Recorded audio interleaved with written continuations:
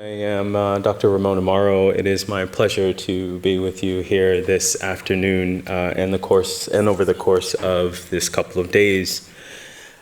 We are living in a surprisingly familiar yet unprecedented time of access to digital technologies and the high concentration of information that circulates through our cultural and algorithmic milieu. Access at one moment, particularly the emergence of digital technologies in and prior to the 90s, appeared to be a repository of possibilities for exploration, experimentation, and inclusion. And this included practices, particularly artistic practices, that range from early net art to DIY low-tech technologies to high generative systems that were prioritizing experimentation and play over function and optimization. But this has somehow changed over the course of history. It's changed so much that actually it's produced a type of disappointment in many of us in the publics, that the present day implications of the algorithmic milieu continue to challenge the fundamental compatibility between humans and technology. Whilst only a few years ago these implications were mere warnings, today, these ethical considerations are well documented and negotiated with in order to reimagine a new future. This technological milieu is nonetheless primed to be a hero's story, whereby us humans have turned to activating our own sense of resilience within this complicated matrix of technological progress. If anything, the algorithmic serves as a mirror for not only our ethical concerns, but also new unexplored or re-explored possibilities for a present and future world. This is more important than ever as we negotiate the saturation of data and the algorithmic. And in almost every, actually I won't say almost, it is pretty much in every social and cultural and even biological system in this world. The significance here and the need for critical intervention cannot be understated. This significance is amplified when we consider the future of our museums and heritage collections, that themselves remain under-realized despite the immense amount of work and talent that is dedicated to the documentation, preservation, and public distribution of cultural knowledge. This said, it is my privilege to introduce two speakers today that exemplify the individuals working at the fore of our cultural milieu, particularly our algorithmic culture, and the studies and artistic practices thereof, in order to, as Professor Smith just stated, set the questions whereby machine learning can be activated in partnership with artists, researchers, professionals, makers, organizations, and publics.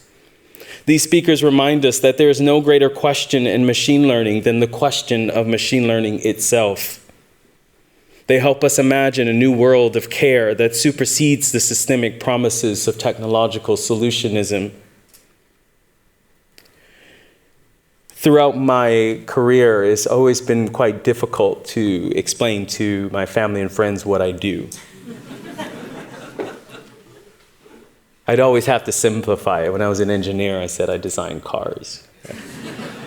When I was in policy, I used to just say, we make sure that your toilets don't fall apart when you sit on them. We make sure the chair is stable, talking about standards. And then I entered the academic world, and there's still a bit of confusion, but everyone knows what a professor is, even if they don't know what you're talking about. Everyone knows what it is. They're just, and then when I actually transitioned into the cultural sector, it became even more confusing. What does a researcher in digital culture do for a museum? So I decided to simplify that, and I tell my loved ones that my job is to help people make beautiful things. And I mention that because when I think about these two individuals, whereby I'm privileged enough to help people make beautiful things, these two individuals, I would say, if I were to simplify it into one phrase, is they'll help make a world of machine learning a better place. It is my privilege to introduce our first speaker, which is Professor Stephanie Dinkins. Professor Dinkins is a transmedia artist who creates experiences that spark dialogue about race, gender, aging, and our future histories. I like that, future histories. We don't often think about that, do we? Her work in AI and other medium uses emerges. Her work in AI and other mediums in emerging technologies and social collaborations to work towards technological ecosystems based on care and social equity. Professor Dinkins' experiences with and explorations of artificial intelligence have led to a deep interest in how algorithmic systems impact communities of color, in particular, our futures in general. Professor Dinkins' experiments with AI have led full circle to recognize the stories, myths, and cultural perspectives, aka data, that we hold and share, form and inform society, and how these have informed society for millennia at this moment. She has concluded that our stories are our algorithms. We must value, grow, respect, and collaborate with each other's stories, our data, to build care and broadly compassionate values into the technological ecosystems that increasingly support our future. Professor Dinkins teaches at Stony Brook University, where she holds the Kusama Endowed Chair in Art. She is also a Schmitz AI 2050 Senior Fellow, LG Guggenheim Award winner, who was named to Time Magazine's 100 Most Influential People in AI. The New York Times featured Dinkins on its pages as an AI influencer. Wired, Art in America, Artsy, Art 21, Hyperallergic. I think it'd be a shorter list if I say the ones that haven't honored you. Is that fair? Where are you? Is that fair? Okay, I like this list. Okay. Hyperallergic, the BBC, Wilson Quarterly. Actually, everyone just chime in. Just throw out a publication, and I'm sure Professor Dinkins has been honored by that publication. And I shall conclude here with saying, and a host of other popular podcasts, organizations. It is my pleasure to welcome Professor Dinkins to the stage.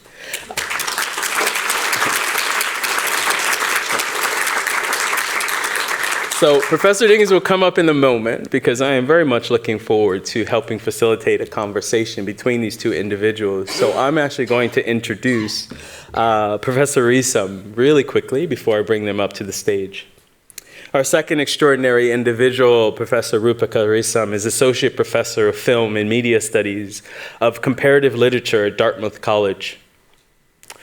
Professor Risam's research focuses on data histories, ethics, and practices at intersections of postcolonial and African diaspora studies, digital humanities, and critical university studies. Professor Risam will explore how starting at me may hold the key to transforming museum collections with machines. She begins by briefly contextualizing these issues in her research on the entangled historical relationships between museum data and colonialism, highlighting its ongoing impact on cultural heritage data today. She then seeks to draw on her experience with data ethics as it intersects with postcolonial and African diaspora studies and digital humanities, to identify the multiple iterations of me implied in machine learning and museums. I'm going to ask her about this me later, so don't worry. The me of cultural heritage professionals, the me who is represented within collections, and the me who is excluded by them. Professor Risam will reflect on her work developing the Pan-African Data Project, a series of data sets curated from archival material on Pan-African solidarity movements from the first half of the 20th century, to explore how our own positionalities influence machine learning methods, from the ways our identities, experiences, and expertise influence outputs from algorithms, to the impact of inclusions and exclusions on the outcomes of machine learning. Based on this experience, the professor will emphasize the benefits and challenges of AI methods, both the ways that they exacerbate and mitigate the broader questions of inclusion and exclusion. Am I the only one whose skin just raised at that? That is amazing. So it's a privilege to have you here with us today, Professor. But first, I would like to introduce for a presentation Professor Dinkins. Thank you for being with us.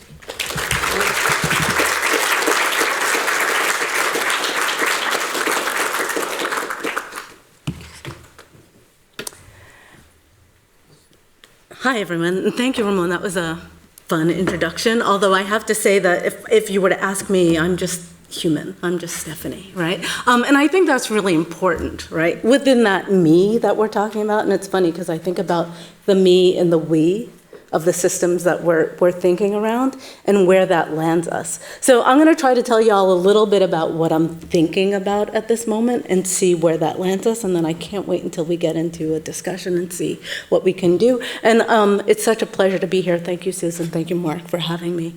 So yeah, this is a little bit of me just as an introduction, and I am thinking very, very particularly about the stories we tell our machines. And I think one of the ways that I would like to think about it is not only the stories we tell, but how we nurture those stories into the machines. And that concept for me, this idea of nurturing, right? And thinking about what it means to care through active, right? Very, very active participatory thought, action, play. Becomes important. I'll tell you a little bit about what you're looking at and then just go through a few things. So this is how I got here. When I say human, I'm an artist, I'm not trained in anything, I talk to machines. And I've recently decided that my medium is really communication, right? Conversation. That's what I'm doing. But through talking to machines, I have started to learn a lot and think a lot about what it means to our world and where we might be going. So you're looking at two quick pieces. Really, they are the reason I'm here. One, Conversations with Mina 48, which has me talking to this humanoid robot, which, the short of it, and you can find some of this is online, I started seeing problems in this machine. This was 2014, let's say. And, it asked me to fight for its human rights, right? Or actually, its robot rights. It asked me to fight for its rights, which really put me in a space that I didn't know what to do with. Because now I thought, I'm competing with this inanimate object for rights, and what does that mean in Black Lives Matter America, right? So thinking about America and Black Lives Matter world, what does it mean to be competing with something for rights when you don't feel like you have your own? And then the thing in front is this chatbot. So I do a lot of natural language processing kinds of thing, that I was just trying to make a memoir of my family in chatbot form. This is 2018. I'm going to date everything because I think the dates matter. The chatbot is really stupid and wonky. If you ever talk to it, you will see it's kind of weird, but also taught me a lot about what it means to start to think about building on top of systems and wanting to survive those systems in a certain way, right? And how I really got there is that as I was trying to build this thing, I was often looking for data to put my family's data on top of, and everything I looked to seemed inadequate, seemed not good enough, seemed violent, right? And how do you build on top of something that's violent, something you want to be supportive of, important to a future that people can then refer to, if that makes sense at all. And so, through my practice, I do a lot of kind of weird experiments. So today you're going to get the weird experiment presentation. This is an output. What is this, 2016, right? The first time I ever thought, I'm going to do a text-to-image thing. Let's see what happens. So on the top of these things, you'll see what I put in. I put in a Black woman crying. This was Runway ML. This is the image I got out, right? Yeah, and you go, what the heck? Like, how did we get here from the idea of a Black woman crying? Like, it was still early, so okay, wonky stuff came out, and that's okay. But still, right? I get a black cloaked, pinkish person-ish thing. And I had to start thinking about, well, why, right? As a layperson, right? Because I'm truly a layperson maker, not a person who knows deeply the technology. So I learn as I go along. I just try to eke it out to figure out how I can get out of a system what I need to, and in the case of my family, how I can get it to be supportive and seem to be working towards a world that I want to be in, actually, right? So, okay, so this is the experiment. And then I started doing other experiments, and I will do these often. You will hear me go, I'm just kind of experiment. I pop something in. Said an African-American smiling. Really, the first thing I said was a Black woman smiling. The results were too horrifying, so I wouldn't keep them. So then I tried, right? So it's like, well, what can I do to make this to help the machine along? okay, I'm going to change the language a little bit, see if that helps with the outcome. And clearly, I get a decently purported image of a Black woman, like a portrait. If you look, I love to look at the background. So the video that you're looking at is kind of what Google, and this was done on Google Colab, the images that it was using to start to build this other image. And it's like all these like high school portraits or something, right? They're these very particular kinds of things. And this is the thing that I love to do. It's like make something, see what comes out, and then start investigating what it's made of. Let's see if we can get another one. This one is another one that I find fascinating, right? So a dark-skinned African-American woman smiling. I happen to feel as if dark-skinned women are starting to disappear from the American landscape in a way. So it's like, okay, what does that mean? And this is the outcome, right? And you're like, okay, what is this? It's teeth. It's waste. If you spend enough time with it, it feels like butt, right? And it's like, oh, is this what we get reduced to, or is this what we're getting built to? And how are we being formed in the imagination of this system, right? And what does that mean? Is there a way to change it? Because often it's like, oh, hands up, I don't know that there's anything to be done. And this was a control, right? Kind of a woman smiling. Still a kind of strange image, right? So I'm not going to say it's the perfect image, just kind of strange combination still of these things that look kind of like some kind of official portraits, but then I don't quite understand. And these are all circa 2020, right? And so for me, it becomes this thought of, oh, I feel as if we're living in the system that is both deconstructing, taking our data, and constructing us.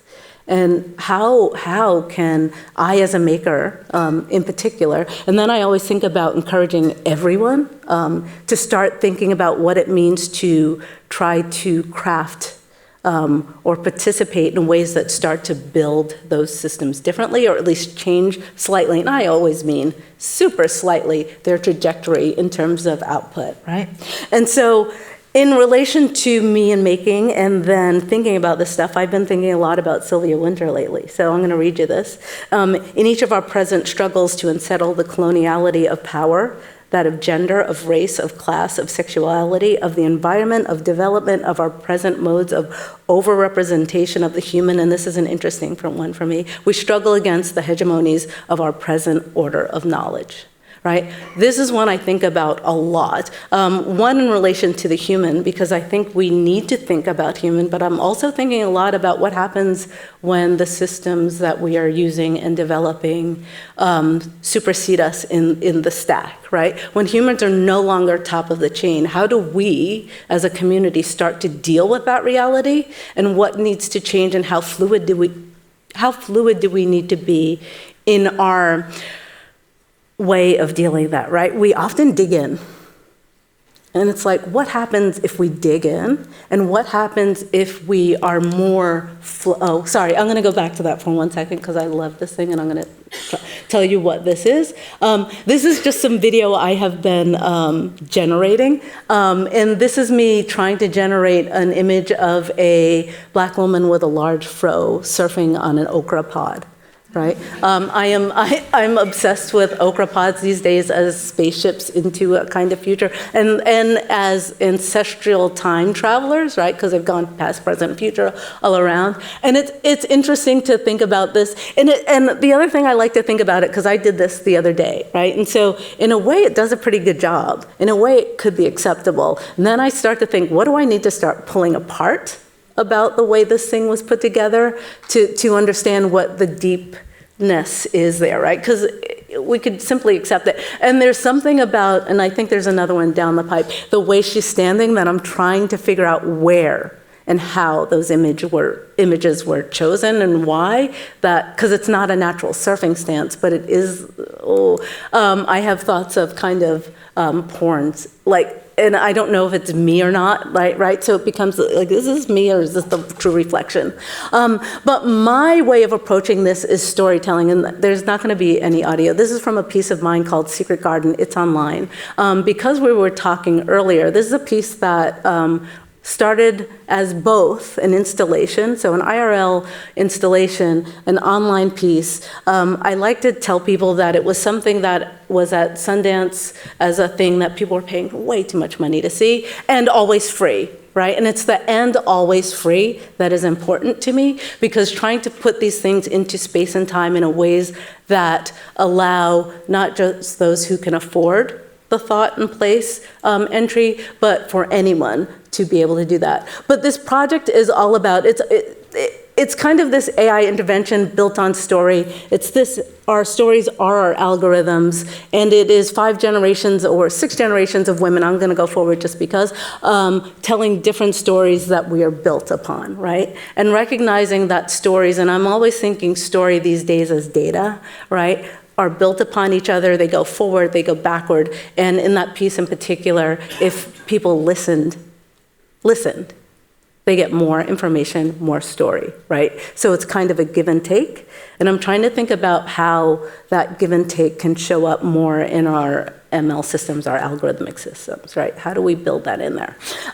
So one way I'm doing this is the way that is being done here, gatherings. I like tiny gatherings, right? So AI Assembly is a grouping or sporadic gatherings that I run. They're Afro-nowist, meaning that instead of looking towards the Afro future, which I think is great, being speculative, but I feel like we're always carrot, you know, the horse and carrot kind of thing, right? It's like the carrot's just beyond our reach. When do we get it? And I'm thinking, how do we start to advocate for the things now? And when I say unencumbered, spectacular technology of the unencumbered Black mind, it's like, how do we start to free ourselves in order to dream into the things that we really want? So from our own true intrinsic centers, how do we start to make, create, inform?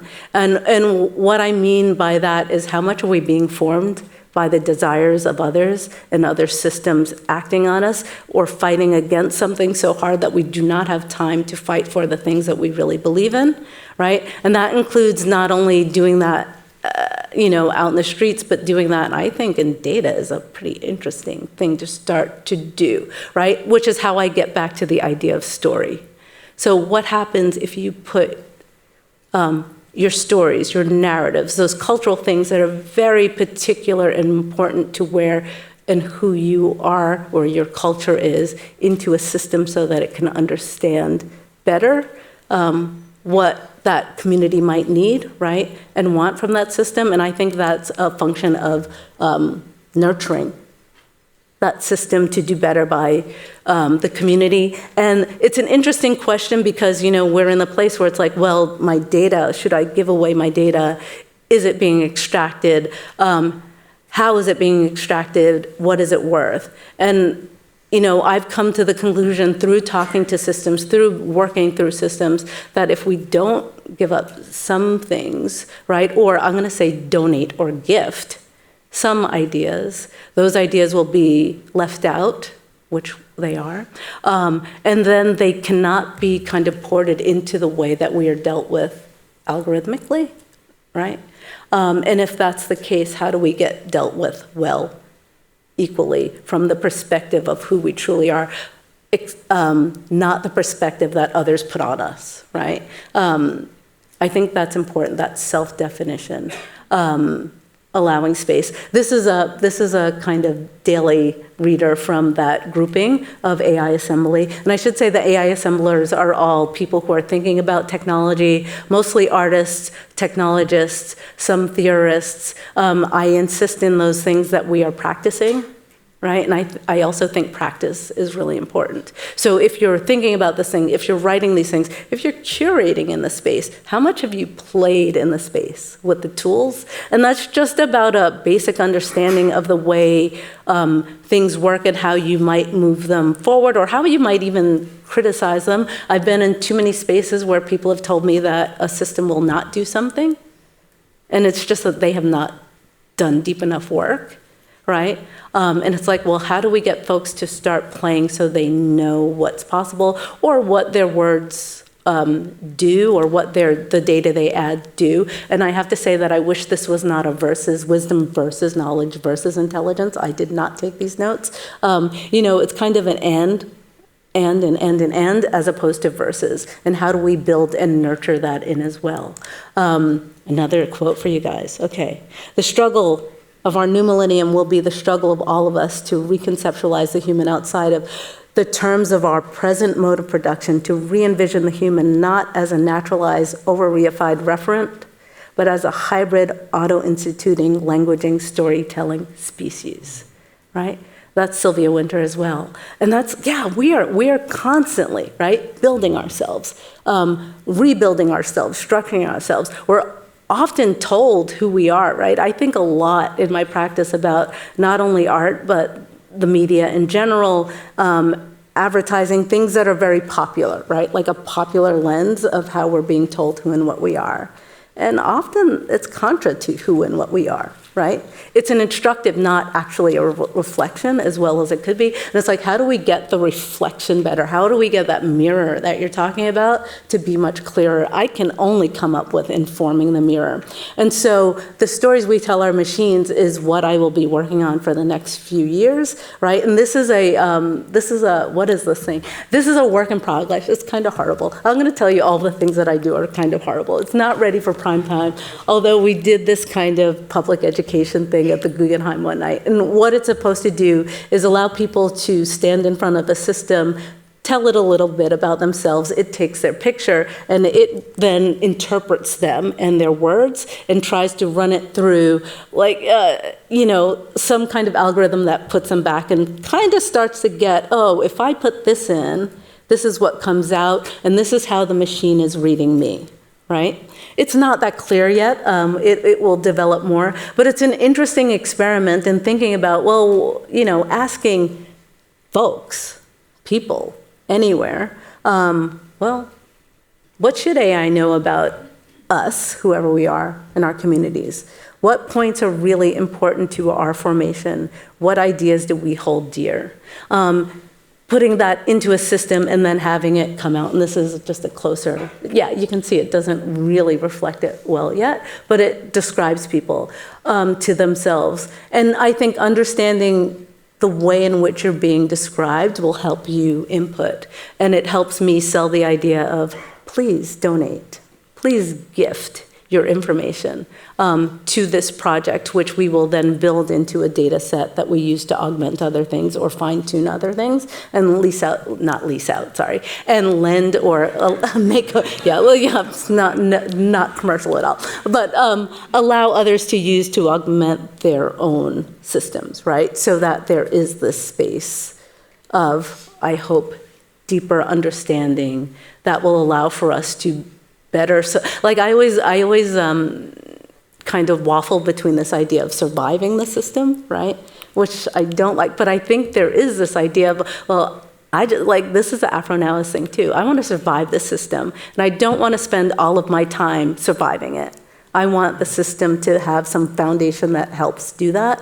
And then the other side of that is, how do I thrive in that system, right? Because, opportunities abound. It's a very interesting space where there's all this opportunity to do things and make into. And I think the understanding of that and getting away from the fear of that and understanding that the system will constitute us if we let it, but there are ways in which we can also counteract that and try to constitute ourselves within the system becomes a way to empower folks. And when I say folks, I'm really thinking from the ground up, right? And what I really say on that, and this will be my last note, I'm thinking about the people outside of my window in Bedside, Brooklyn, which is a historically Black community, and then we go in that direction. And hopefully with my work, I'm also doing the other direction. I wind up in lots of spaces where I'm talking to people who are making this stuff. And one of the things that I try to do is make things that push them enough to have to think about like what they're doing slightly differently. And it becomes about asking questions like, and this is another little weird video I just generated, algorithmic care, which when I first started raising it to people and saying, can ML or AI systems be caring, they kind of chuckle at me. right? It's like, that's not how it works. And then I go, why not? Right? And I hope that you're all asking, why not and how do we do it versus ha, ha, ha, ha. That's not the way it's done. Thank you very much. Shireen Campbell.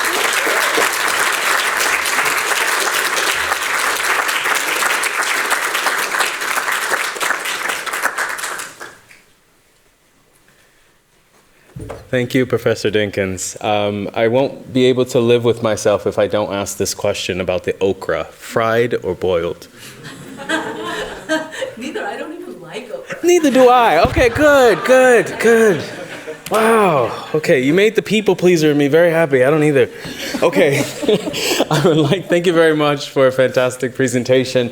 And now I would like to introduce you to Professor Risam, who will continue on the conversation for this section. Thank you so much.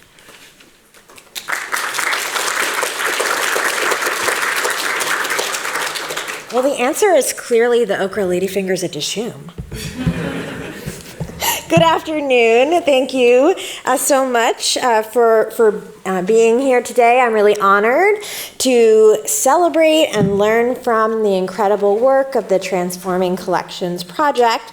And I'd like to thank everyone at the Tate Museum and University of the Arts London for the opportunity to be here and to be in conversation with Professor Dinkins and with Stephanie and with Ramon. And the critical questions around equity in collections and in uses of data that the project explores, particularly when engaging with computational methods like artificial intelligence and machine learning, really resonates with the questions that are at the heart of my own research. First, in my book, New Digital Worlds, which explores the intersections of postcolonial thought and digital cultures, and also the trade book I'm currently writing on a very, very long history of data, power, and empire, which will be published by Penguin. So I'll be reflecting on how these questions I've been thinking about in my research intersect with the theme of our conference. So whether we are thinking about cultural heritage as practitioners, as researchers, or as patrons, we've been increasingly made aware, and you've heard it throughout our introductions and conversations today, that museum holdings, cultural heritage collections, and archives are indelibly shaped by colonialism. And this is as true in a European context as it is in the United States where I work. When we look back to the 18th and the 19th centuries, to the Great Age where many museums were established, we can see direct links between the colonial enterprise underway in foreign affairs and initiatives for preserving, safeguarding, and creating public access to various kinds of artifacts.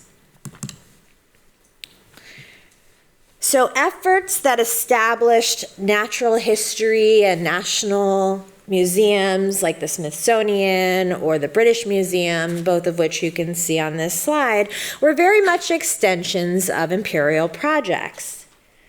The opportunities to furnish objects that served as a kind of physical data attesting to the cultural dominance of US and European countries, and their ability to collect, to take ownership of materials created by other cultures and to have domain over the natural world. And you can see here the Rosetta Stone and the Parthenon marbles as two really good examples. And in the middle is a photo of the bird specimen collection at the Smithsonian in Washington, D.C. Those are taxidermied birds. And the Smithsonian today has over 147 million specimens, from 87% of known bird species to 44 million fossils, 60% of known insects, and about 1 million rocks. Which would be very fun if you're a geologist, I suppose.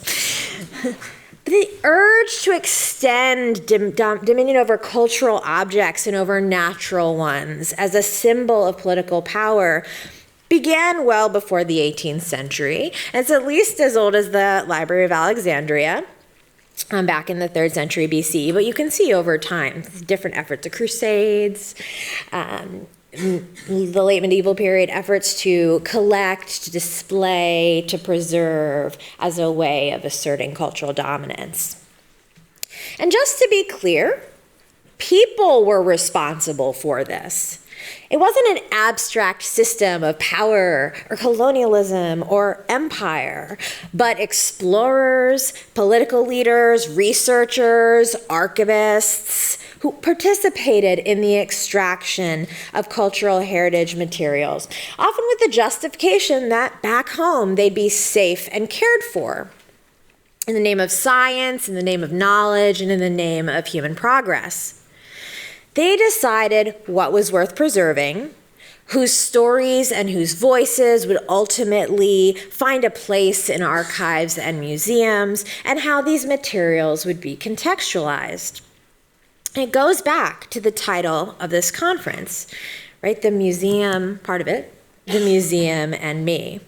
And here we have just an example, sample of some of the people involved, and you can have a guess about what they might have in common. They're 18th and 19th century naturalists. Just picked a few. On the left, Peter Kalm, a Swedish and Finnish botanist who was a protege of Linnaeus, famous botanist. On the right, John Gabriel Stedman, a Dutch colonial soldier turned explorer. That was a big trend. And in the middle, Georges Cuvier, French natural historian, perhaps best known today for subjecting Sarah Baartman, a Khoikhoi woman from South Africa, to physical examinations, particularly of her genitalia, for his research in the pseudoscience of comparative anatomy. And then, to add insult to injury, dissecting her corpse, putting her remains on display in the French Natural History Museum, where they remained until 1974, until someone had the good sense to take them down.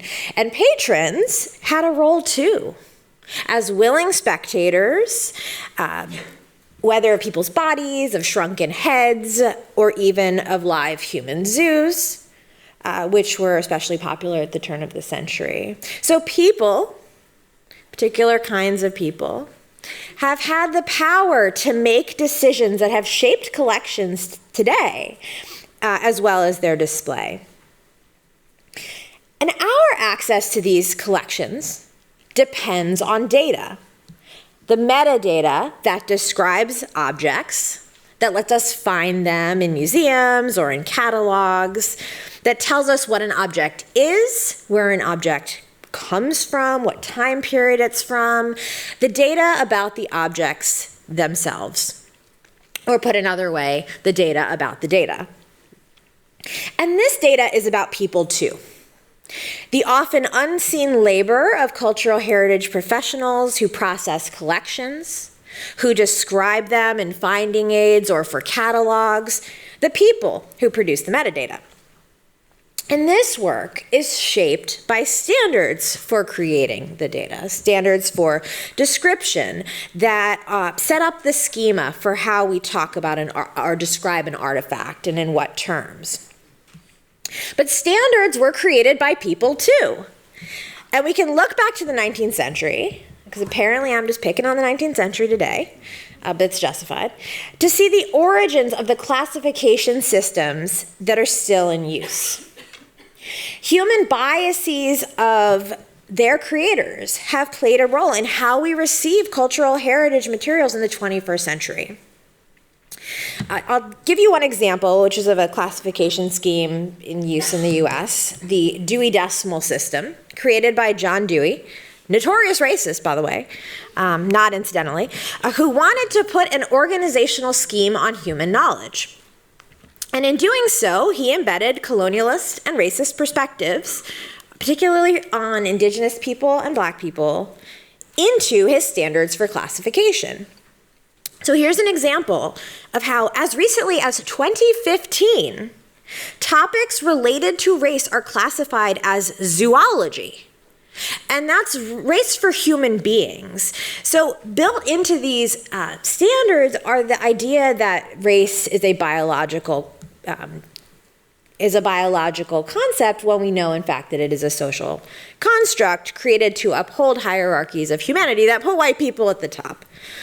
And it's actually, there's a link between the efforts of natural historians and their pseudoscience of understanding race and biology and a sort of culture in which Dewey could produce data and organize it in this way.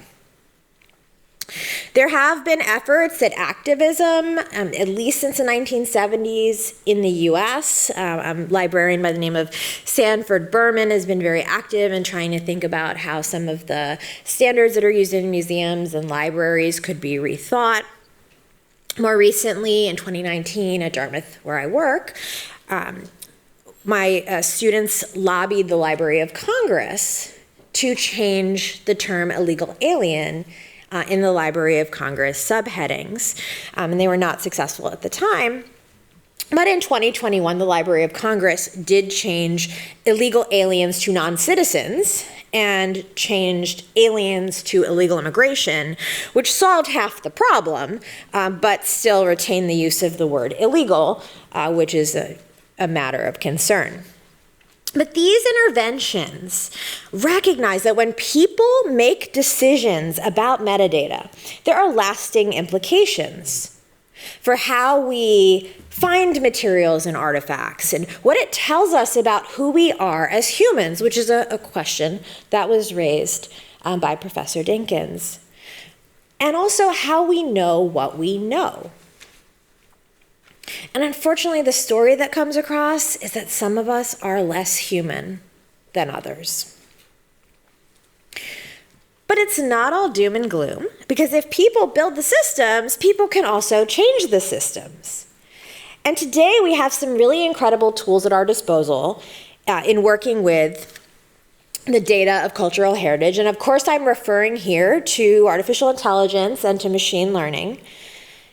And by now, we've all probably sick of hearing about how problematic AI is, of all the biases, of the trouble with algorithms, the known inequalities that result from uncritical use of algorithmic tools without bringing humans into the loop.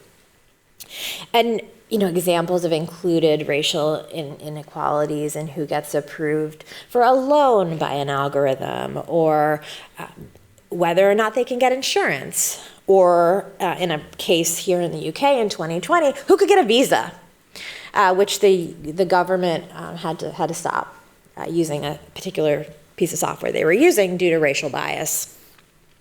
Of course, biases in these algorithms didn't come out of thin air. Like museum collections, like standards, like metadata, algorithms are created by people. As a result, they're susceptible to the biases of their creators. Take, for example, facial recognition technology, which has been notoriously bad at differentiating between people with darker complexions. And it turns out when you train a machine learning model on white people, it's going to get very good at differentiating between white people, and not so great when it's asked to identify people of color. I'm not suggesting, by the way, that the tech industry build a better surveillance system. I'm just using this as an example of how people are fundamentally responsible for the biases within technologies. For a slightly more absurd and amusing example, here is machine learning being used to upsample an image, to take an image of lower resolution and make it higher resolution. And on the right, you can see a highly pixelated image of former US President Barack Obama, a black man, which has been upsampled into a white guy. And it's precisely a result of the algorithm having been trained predominantly on images of white people, which is a choice. But we can also think about how do we choose differently. So perhaps you can see where I am going with these assorted observations on museum collections, on standards, and on machine learning. When we consider using algorithmic approaches in the context of the museum, we are contending with the compounded harm of every me of every person who has played a role in shaping all of these biases, and the weight of colonial history on cultural heritage collections, of the racist and colonialist classification schemes that influence the data created to describe artifacts and objects, and of course, the biases within algorithms. If you're a patron and you're thinking, this doesn't apply to me, she's just talking to the museum professionals and the archivists and herself. Au contraire. It's shaping your experience when you visit a museum. So one way or another, we are all feeling the effects of this triple bind. And we can't just say, oh, that's the institution, or, oh, that's the algorithm, because they're all created by humans. But because it's created by humans, we have this moment of opportunity. I think the hero moment you were mentioning, Professor Dinkins, to think about what does it mean to bring data-driven approaches to cultural heritage and how to do it in ways that resist reinscribing literally centuries of colonial history. And that's precisely why we're here, to learn from and engage with the incredible efforts in this direction from our colleagues at the Transforming Collections Project. I'm going to give you an example of some other incredible folks who've encountered challenges of this ilk and sought to address them. I had colleagues in Denmark who were doing digitization of collections related to Danish rule in the US Virgin Islands. And as they were working, they were running queries of their data, and they discovered nothing was coming back when they searched for colonialism or slavery or racism. And that's because the data standards that they were working with really didn't take into account that this is sort of part of Danish history. And so what did they do? They changed the standards. And so this is just a tiny little example of how if we are attuned to the possibilities that these kinds of gaps may exist, then we have a space for intervention. I want to conclude by saying a little bit about a project that I've been working on, a digital humanities project, a data and database project that's been trying to grapple with similar questions around data and colonialism. The Pan-Africanism Data Project, which attempts to explore the ways that data can be useful for uncovering histories of the Pan-Africanist movement from the first 60 or so years of the 20th century. Pan-Africanism was a political ideology and a social movement that sought to find common cause and solidarity among all African-descended people around the world. We're actually here in the birthplace of the Pan-African movement, just across the river in Westminster Hall. The first Pan-African conference took place in 1900. While there have been several great books about this topic, the history of Pan-Africanism is a bit hard to reconstruct, in large part because it was a movement primarily driven by and focused on Black people, and so its events have been sort of variously preserved and mostly not. But there were numerous events in the first half of the 20th century, some of which, like the Pan-African Congresses, were pretty well known, but while other events are thoroughly overlooked. So I wanted to see whether it would be feasible to create data sets of attendees at these events, and then use that for data visualizations and think about how do we make the data explorable for public audiences so they can better understand the people, the events, and the geographies of the movement, and look up people. I have actually had a student working on this project who found her great-grandfather as one of the attendees, which was really, really cool. So with students at Salem State, where I used to work, and now at Dartmouth, we've combed through archives, looking for few preserved materials we could find. Newspapers and the Black press in the US was somewhat useful in this regard. And we've created data sets that tell us, who was at these events? Where were they from? What were their occupations? And so we've been working for 6 years now and have some really rich data sets that are available on GitHub, which is what you're looking at right now. And as we've worked on this, we've dealt with various challenges with the data, not just about lack of availability, but how do we automate geolocation, right? Identifying latitude and longitude based on a name, when we're talking about the name of a colony that is now an independent country that is called something different. Or a national border has changed, so the location is actually not the same. Or how do we navigate when people aren't just from one place? Or how do we deal with names that aren't Anglophone or English language names and origins, so they aren't fitting a first name, last name kind of paradigm? How do we deal with the fact that depending on the linguistic origin of the name, it might be translated differently in two different sources and spelled differently? So if we run a query or a search for that name across multiple data sets, we may not find the exact same person who is in two places because their names were spelled differently. So we've been thinking about how do we address our use of automation to try and navigate these challenges. We've also been looking at how we can turn our data into linked open data that is available and structured for use and reuse by humans and machines on the web. So one of our forays was actually into Wikidata, the knowledge base that underlies Wikipedia. So we ingested some of our data sets into Wikidata, and as a result, you can see an example here of a query of a Wikidata entry for Richard Wright, a Black African-American author, that now shows his attendance to the Afro-Asian Conference as part of his record in linked open data in Wikidata. And what's been exciting is actually Wikipedians have been able to tap into some of the data sets that we've been working with and use them to try and diversify the kinds of people who are in Wikipedia, because now they have new names so we can research. I'm currently working with a developer on a website that will make specialized search queries and data visualizations publicly available, making the data more interactive than it presently is in its flat file formats on GitHub, and that's going to be done next October. And the reason it's taking so long is because I said we are going to grapple with the technical questions. We are not going to sort of pretend we can just build a database and deal with the issues later. We are going to build them into the design process. So this isn't to suggest that we can techno-solution ourselves right out of the difficulties that we encounter when cultural data meets machine.